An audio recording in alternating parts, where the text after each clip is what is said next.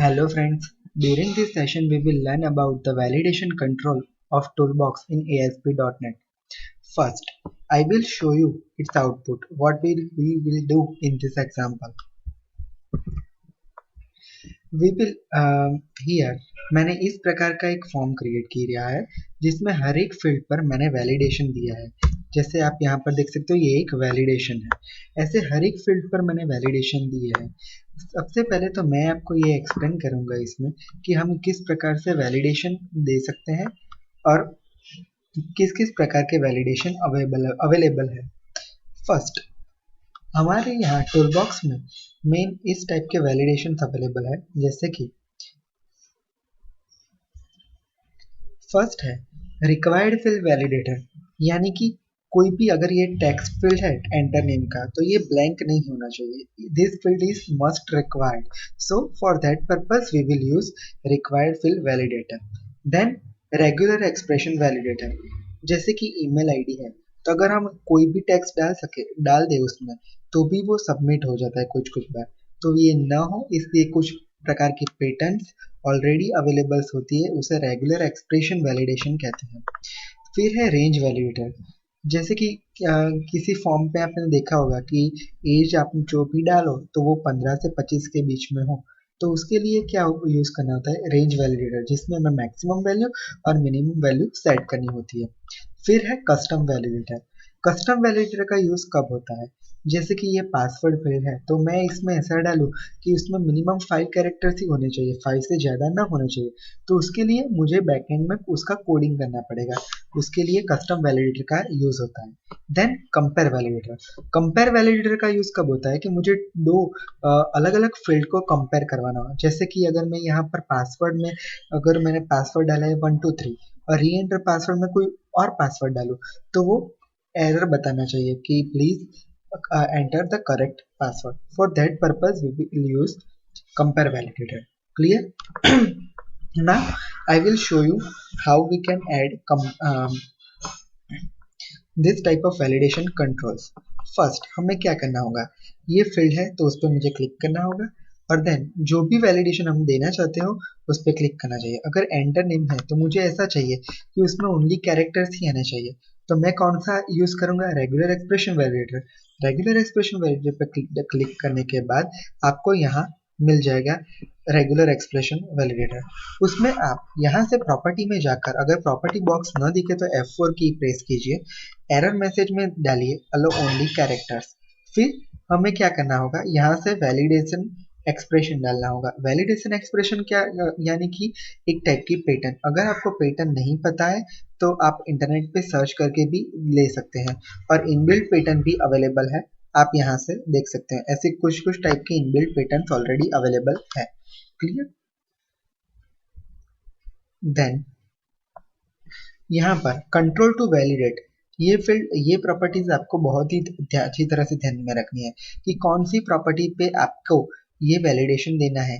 तो यहाँ से आपको सिलेक्ट करना होगा कि मुझे ये वैलिडेशन टेक्स्ट बॉक्स 1 पे देना है। Clear?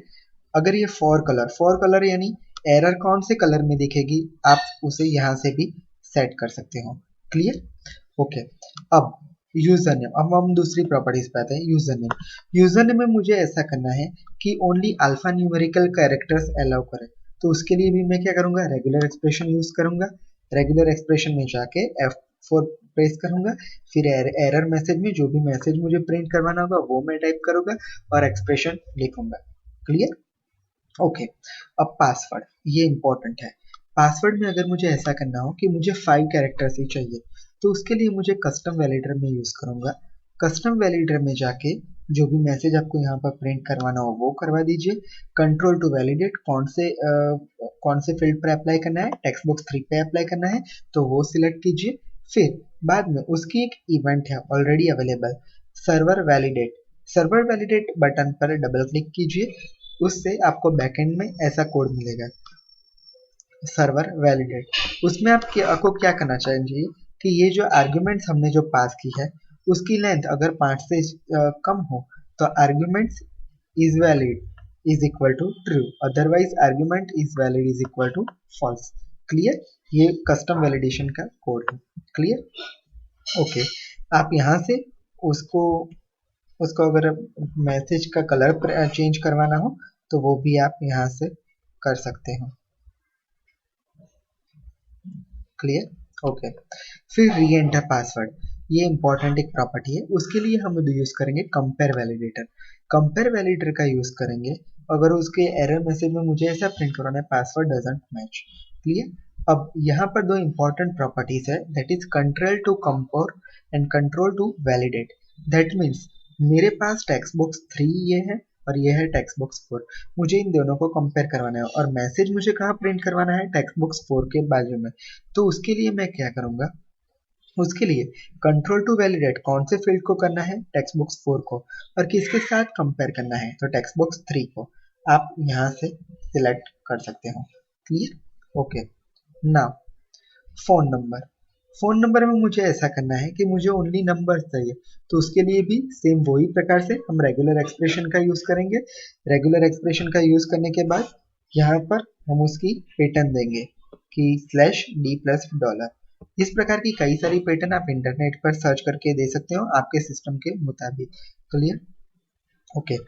Then email ID, email ID के लिए भी हम क्या करेंगे, वैसे ही रेगुलर एक्सप्रेशन करेंगे, उसका वैलिडेट एक्सप्रेशन यहाँ से डालेंगे, एरर मैसेज यहाँ से जो भी हमें प्रिंट करना हो वो डाल देंगे, और कंट्रोल टू वैलिडेट में से कौन से फील्ड पर वो वैलिडेशन अप्लाई करना है वो एंटर करेंगे। क्लियर? ओके। और लास्ट है एज फील्ड। एज में मुझे क्या करना है कि मुझे मैं यहाँ से यूज करूंगा उसके लिए रेंज वैलिडेटर। रेंज वैलिडेटर का यूज क्या होता है, अब उसकी प्रॉपर्टीज देखते हैं कि सबसे पहले तो मुझे एज एज मुझे इंटीजर में डालूंगा मैं, तो यहाँ से टाइप में जाकर आप कोई भी यहाँ से डाल सकते हो इंटीजर। क्लियर? फिर मैक्सिमम वैल्यू और मिनिमम वैल्यू डालनी होगी। मिनिमम वैल्यू मेरी में कितनी होनी चाहिए, 15 होनी चाहिए, और मैक्सिमम वैल्यू कितनी होनी चाहिए, 25 होनी चाहिए। तो 15 और 25 यहाँ से मैं इंसर्ट कर दूंगा।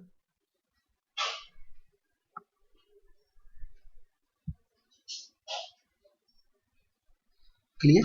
15 और 25 मैंने इंसर्ट कर दिया, और बाद में कौन से फील्ड पर अप्लाई करना होगा वो भी मैं यहाँ से सिलेक्ट कर लूंगा, और जो भी मैसेज आपको प्रिंट करवाना हो वो भी आप यहाँ से करवा सकते हो।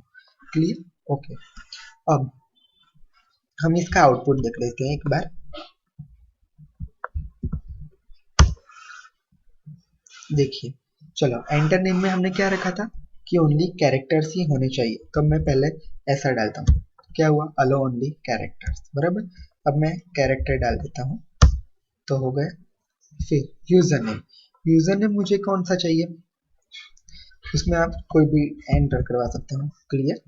ये फील्ड डिटेल यहाँ पर क्यों आ रही है, क्योंकि मैंने यहाँ पर क्या किया है मैं आपको दिखा देता हूँ। ये जो फील्ड डिटेल है ना, उसमें सभी में मैंने एक रिक्वायर्ड फील्ड डाला है। रिक्वायर्ड फील्ड वैलिडेटर यानी कि वो फील्ड ब्लैंक कभी भी नहीं होना चाहिए, उसके लिए मुझे रिक्वायर्ड फील्ड वैलिडेटर का यूज किया है। सभी में मैंने रिक्वायर्ड फील्ड वैलिडेटर यूज किया है, जैसे कि जब भी वो फील्ड ब्लैंक रहेगा तब वो ऑटोमेटिक मुझे शो करेगा कि फील्ड डिटेल करो। क्लियर? ओके। पासवर्ड, अब पासवर्ड दे देता हूँ 123। क्लियर? री एंटर पासवर्ड में अब गलत डालता हूँ, तो क्या आया, पासवर्ड डज नॉट मैच, सो 3 डालूंगा, पासवर्ड मैच हो गया। नंबर में अगर मैं कुछ कैरेक्टर डालूँ तो क्या करेगा, ओनली नंबर्स, अब मैं नंबर डाल देता हूँ।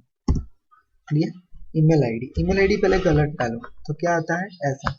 अब यहाँ ऐसा डालो a@gmail, then it will match. As, अब मैं 7 डालूं तो क्या आता है, रॉन्ग आता है। अब मैं डालता हूँ 19, अब करेक्ट हो गए।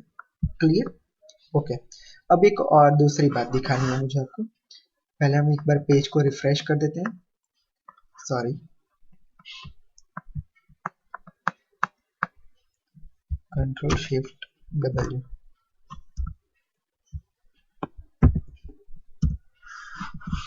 देखिए, अब यहाँ पर मैं सबमिट बटन पे डायरेक्ट क्लिक करूँ तो क्या होगा, चलो मैं पहले कैंसिल बटन पे दिखाता हूँ। कैंसिल बटन पे क्लिक करूँ तो क्या होगा, सभी में आ गया फिल डिटेल करो, बराबर। अब यही चीज मैं फिर से प्रोग्राम को एग्जीक्यूट करता हूँ, सबमिट बटन पे क्लिक करूँ तो वहां पर भी सभी में आ गया फिल डिटेल। तो ये नहीं होना चाहिए, क्योंकि ये क्या करेगा, दोनों जब भी बटन पे क्लिक करूँ तब मुझे वैलिडेशन ऐसे दिखाता रहेगा। तो उसके लिए मुझे एक प्रॉपर्टीज का यूज करना पड़ेगा, जिसका नाम है, हर एक वैलिडेशन जो हमने दिया है उसको हम एक ग्रुप में रख देते हैं, वैलिडेशन ग्रुप। वैलिडेशन ग्रुप का हमें कुछ नाम दे देना होगा। यहाँ पर अगर मैं दे दूँ वैलिडेशन ग्रुप का नाम ERR, तो ERR हो गया। अब सारे वैलिडेशन को इसी प्रकार से मैं नाम दे दूंगा, और बटन की जो वैलिडेशन ग्रुप है वहां पर भी मैं नाम दूंगा वैलिडेशन ग्रुप का ERR।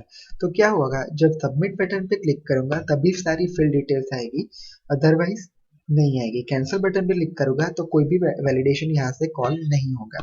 बराबर, ये एक्सरसाइज आप अपने आप से कर दीजिएगा, क्योंकि मैं यहाँ पर नहीं अभी करके दिखा रहा हूँ। क्लियर। अब एक और प्रॉपर्टी मुझे आपको दिखानी है कि चलो मान लो यहाँ पर क्या होगा कि चलो मैंने यूजर नेम एंटर नहीं किया तो डायरेक्टली वो दूसरे फील्ड पर चला गया।